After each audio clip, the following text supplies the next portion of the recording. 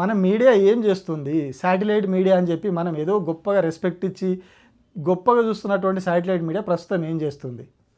ఎందుకు ఇవాళ దమ్మున్న ఛానల్ అనేటివి న్యూస్ యాజ్ ఇట్ ఈజ్ అన్నాయి, మెరుగైన సమాజం అన్న ఛానళ్ళన్నీ వాళ్ళు ఎందుకు లాగులు తడుపుకొని నవరంధ్రాలు మూసుకున్నాయి? నేను ఇంకోసారి కూడా అంటున్నా, లాగులు తడుపుకొని నవరంధ్రాలు మూసుకున్నాయి వాళ్ళ శాటిలైట్ ఛానల్స్ అన్నీ కూడా. ఒక్క యాంకర్ విజువల్ బయట వేయడానికి, ఒక యాంకర్ విజువల్ వేయడానికి కూడా వీళ్ళకు దమ్ము సరిపోలే.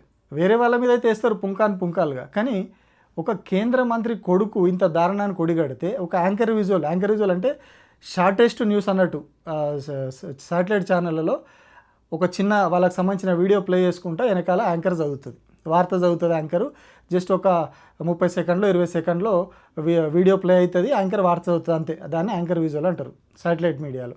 కనీసం ఆ ఒక యాంకర్ విజువల్ వేసే దమ్ము కూడా మన శాటిలైట్ మీడియాకు లేదు ఇవాళ. ఇది మన మీడియా అని చెప్పి మనము ఏదో మన తెలుగు ఛానళ్ళు, మన తోపు ఛానళ్ళు మన అని చెప్పి మనం చెప్పుకొని తిరుగుతున్నాం. మనం వాటిని చూస్తున్నాం రోజు. వీళ్ళేదో నిజాలు చెప్తున్నారు మనకి, వీళ్ళేదో అద్భుతాలు తీసుకొచ్చి చూపిస్తున్నారు మనకని చెప్పి మనం వాటిని చూస్తున్నాం. కానీ వాళ్ళు చేస్తున్నది ఏంది? వాస్తవాలను దాచిపెడుతున్నారు. వాస్తవాలను దాచిపెట్టి ఒక ఎజెండాతోని ఒక టార్గెటెడ్గా వార్తలు వేస్తున్నారు. ఎవరి ఎజెండా వాళ్ళకు ఉన్నది వాళ్ళకు. ఒక్కో ఛానల్కి ఒక్కొక్క మేనేజ్మెంటు, ఒక్కొక్క పార్టీకి అఫిలియేషన్ ఉంది.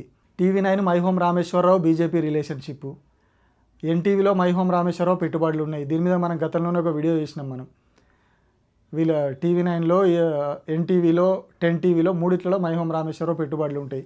ఈ మైహోం రామేశ్వరరావుకు బీజేపీకి దగ్గర సంబంధాలు ఉంటాయి. ఇక ABN, TV5 అంటామా, అవి రెండు చంద్రబాబు ఛానళ్ళు. చంద్రబాబు అంటే ఇప్పుడు ఎన్డీఏ కూటమిలో ఉన్నాడు, వాళ్ళు బీజేపీ, సో వాళ్ళు కూడా ఇయ్యరు.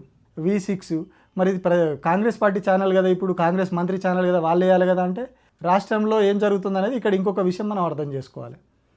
రెండు జాతీయ పార్టీలు ఎక్కడ కానీ వైరుధ్యాలు ఉంటాయి.